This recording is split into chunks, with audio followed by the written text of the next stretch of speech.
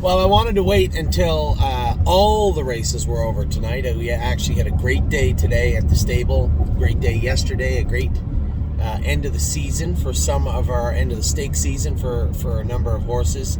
Man, oh man, I'm going to tell you what, we'll talk about all the horses, not just because it's fresh in my memory, but that was an extraordinary effort from Resolute Bay. You have to want to win to do what that horse just did.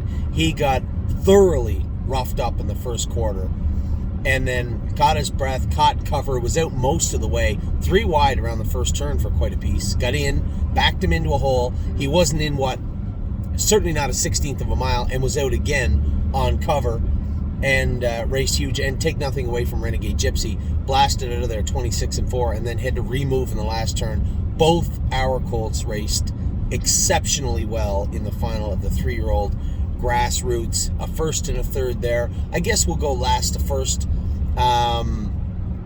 Renegade Gypsy, as I said, finished third, and he raced very, very well. Resolute Bay, just a bionic trip to win. Harry had a big night because earlier on, Nothing But a Dreamer was a winner in 55-2. That's kind of the Nothing But a Dreamer that was around all year. A little flat his last start, but again, come back and toughed it out to win in 55-2 and looked very, very good.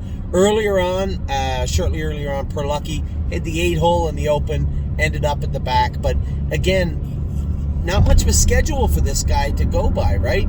I don't really know. I can't get a real read of Indiana. Is he going to have a class there? Are they just going to stuff him in the Open? Is he going to get to race every week? So these are questions that have to be answered. Mr. Eaton, James Eaton has done a great job with this horse, a winner in 52-3, but you have to be able to put those starts together every week. And, you draw the outside in the Open at any track, let alone a track like Indiana, and it's going to be tough sledding.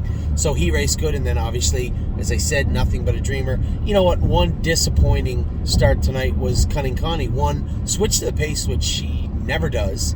Got rough coming out of the gate, switched to the pace, then she galloped.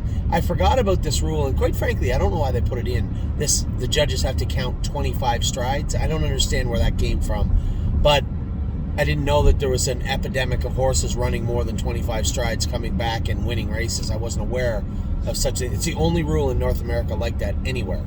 So I looked at the results, I saw the break, I said, oh, she come back and finish fourth, salvaged the race because it looked out of the 10 hole she was third or fourth best anyway. So really not the end of the world. And then to set her back, I was a little baffled how they come up with that. And in fact, it is a rule. If you run more than 25 strides, it did look like she ran more than 25 strides, but I don't know why they implemented that rule, but it is a rule, and she was set back. So I was a little disappointed in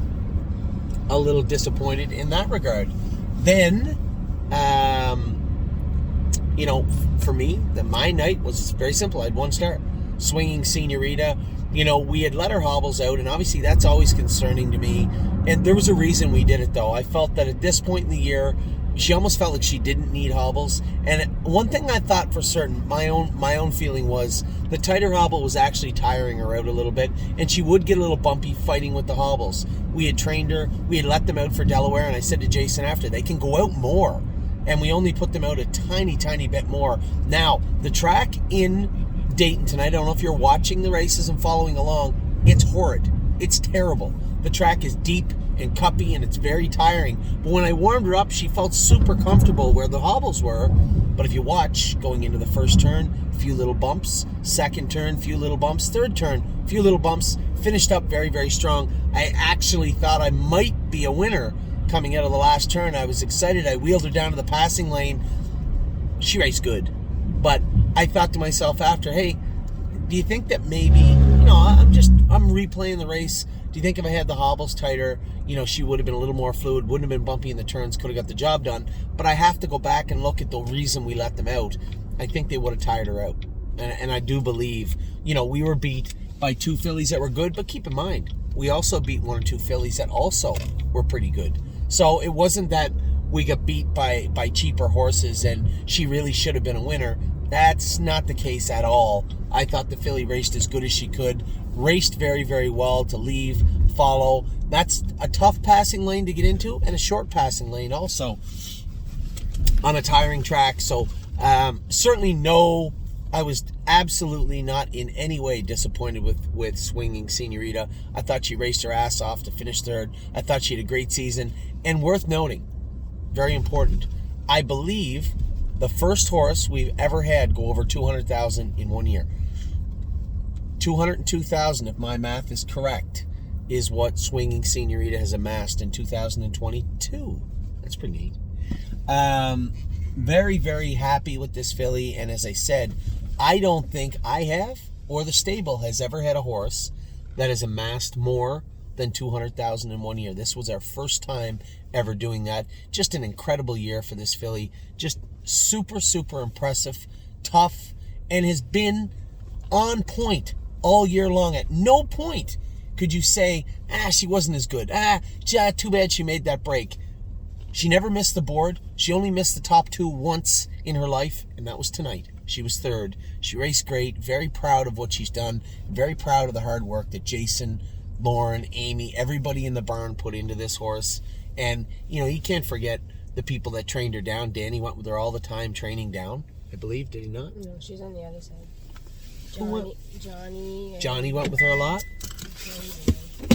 So who ended up going with her all the time? Greg. Yeah. Greg finished her off, right? Greg Wade finished her off. Yeah, so, not the best year for us in Ohio, but every year we seem to have a pretty good horse. I can name 3 or 4 or 5 that were a little disappointing, but I can definitely name one that was extremely impressive. She didn't go out as the best filly by money. She gets surpassed, obviously, tonight by Rose Run Yolanda. It was a good filly. She won 5 or 6 in a row to end off the year. Big, powerful filly that did very good things in Ohio. But you know what? Swinging Senorita raced her ass off, put 105%, put it all on the line again tonight, and she raced great. Very proud of her. Grace, they went 53. Grace is not trotting in 53. She trotted right around where she could. 10-hole was going to be a problem. Getting away at the back, going to be a problem. 53 absolutely was a problem. And you know what? Tonight went exactly how I thought it would. And as I said to everybody in an earlier video, that is why she's back in to go Wednesday at Northfield. Tonight, yes, she trotted as fast as she has, or close to it. But on Wednesday, it's going to be quite a bit different scenery for Grace. Massive Profit. Finished 5th, trotted 56. It looked like he kind of got jammed up. And I'm trying to make an excuse for the horse. Get him out and get him moving. He's in the bottom class. We need to find a class for this guy. Take nothing away from him. He didn't walk. He didn't run. He didn't race poorly. He just needs to find a consistent class. That optional 30 claimer for 3-year-olds would have been right up his alley had it filled. But nevertheless, he wasn't horrid. He just wasn't awesome. Patrick the Piranha was our first starter of the night. Finished 3rd, raced good. It's tough to sit 6th in a 6-horse field on a half-mile track with good horses unless you're just tons the best. Now, Patrick the Piranha... Thank you. Patrick the Piranha was... It was pretty distracting a moment ago, yes. Patrick the Piranha raced great from the 6-hole, got away 6th. But no, the one he followed won the race, so no excuses. But horse raced great. Again, tonight has raced great all year. A pretty terrific weekend for us, looking back at, Macho Martini and Sintra yesterday, and then 2 grassroots finals winners tonight, 2 thirds. Who else do we have tonight? Can you pull up the thing again? Oh my God. They don't need a recap. Yeah. How you doing with your photos? Well, she's just going to scroll through her 19 pages to get to the photos. Take your time. How do you forget? You just talked about it. God almighty. As I said, Nothing But a Dreamer was an easy winner. Resolute Bay, Renegade Gypsy were 3rd. Patrick the Piranha was 3rd. Swinging Senorita 3rd. So that's 3 thirds and 2 wins tonight in racing for the stable. So a great weekend. Super happy. Amy and I have just arrived. We just arrived in Lexington, Kentucky at the hotel. It is 10:30 at night.